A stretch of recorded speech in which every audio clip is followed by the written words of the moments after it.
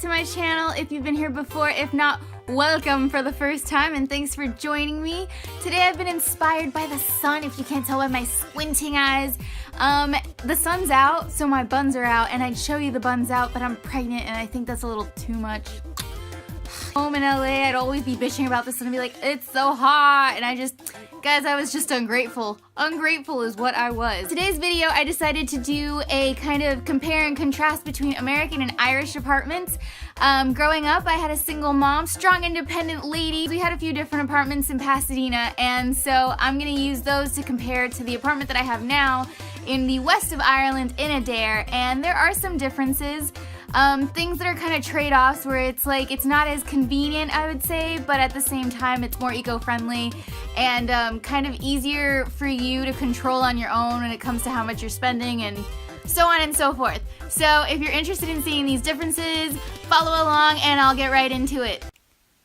First, let's talk about these closets, or lack thereof. The two places that I have lived in Ireland, unfortunately, have not had like walk-in closets or sliding door closets like you would have in the US, but you just get wardrobes or armoires, and it can get totally cramped in these. We only have two in this apartment, one in the nursery, one in our bedroom.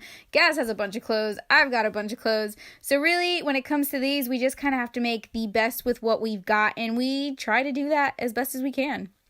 So next we move on to the outlets. Of course the outlets are going to be different. I had to get adapters for pretty much everything that I brought with me, but the coolest thing about these outlets is that you see those little switches, they're actually manual. So if I leave something plugged in and I don't want to actually use any kind of juice, I just turn off the switch and it doesn't do anything. So it's saving us money and it's saving us electricity, which is all good stuff, and I feel like we should probably have that at home. Speaking of electricity, let's move on to this meter that we have in the hallway. This is how the electricity is controlled. You can put 2 euro coins or 1 euro coin in that. You see exactly how much you have in there, and as long as you've got money in this thing, you get electricity, and I feel like it's super convenient. Moving on from the electricity over to the washer and dryer. I love having a washer and dryer. It is my first time ever having my own washer and dryer. Super convenient. I'm gonna need it so much with this baby on the way, and it will be used, like you can absolutely tell it's been used a lot already, and I love them. But the only thing I don't love about them is that they are so small. So they only take 6 kilograms, which I'll put what that is in pounds over here, and that means that the loads that you do have to be smaller, and not only that, they take longer. Usually about 2.5 hours to 3 hours, as opposed to an hour per load, which is shitty, but I mean, at least we got it. So from there, we move on to the heating system. This is where the heating system is controlled. You turn the switch on and you turn on the heater, you turn it off, you turn it off.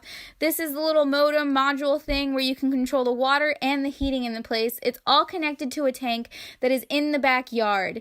And in this tank, you have to put oil, which can get expensive. You kind of have to refill it pretty much every month because it is a cold country, or at least colder than it would be in LA.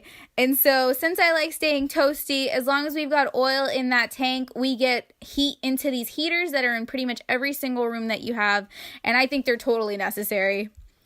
After that, we're going to move on to appliances. As you can see, the stove and fridge are smaller than you would find in an American home.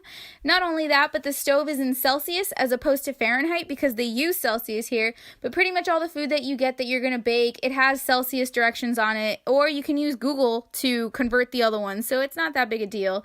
But the biggest deal to me is the fridge. I absolutely miss having an American fridge. These fridges to me are too tiny, and I just don't get it. But I mean, you just got to be picky with what you have, but I would definitely take an American fridge over this.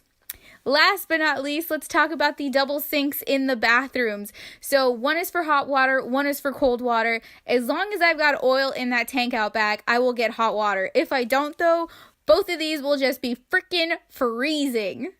And here you get a nice snippet of me just being a dork. I hope you guys enjoyed the video. Remember to like and subscribe if you like videos like this. Make sure that you make some requests in the comment box if you want to see a full tour of our apartment or any other kinds of videos. Alright guys, that's my Instagram handle down there if you'd like to follow it. I hope you guys have a great day. I'll see you next time. Bye!